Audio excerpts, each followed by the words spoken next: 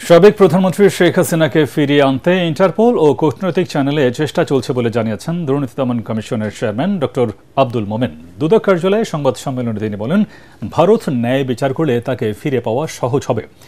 আগামী নির্বাচনে দুর্নীতিগ্রস্ত ব্যক্তিদের মনোনয়ন না দিতে রাজনৈতিক দলগুলোর প্রতি আহ্বান জানিয়ে দুদক চেয়ারম্যান বলেন, নমিনেশন বেচাকেনাও বন্ধ করতে হবে। এ সময় সরকার পরিবর্তন হলে শীর্ষ নেতাদের দুর্নীতির মামলা বাতিল, সেই সংস্কৃতি থেকে বেরিয়ে আসার তাগিদ দেন তিনি। এ সময় আসামিদের জামিনের বিষয়ে আদালতকে সংবেদনশীল হওয়ার আহ্বান জানান ডক্টর আব্দুল মোমেন।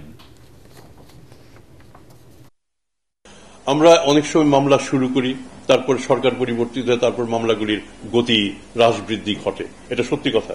তো কাজেই মামলাগুলি যেন তার নিজস্ব গতিতে চলতে পারে। অপরাধগুলির পেছনে এক ধরনের রাজনৈতিক প্রক্রিয়া জড়িত থাকে, ক্ষমতাশীল লোকজন থাকেন। আমরা কি এবারে একটা কাজ করতে পারি? আজকের এই অনুষ্ঠানের পরেই আপনারাই আওয়াজ তুলুন যে অনুগ্রহ করে দুর্নীতিগ্রস্ত ব্যক্তিকে নির্বাচনে মনোনয়ন দেবেন না।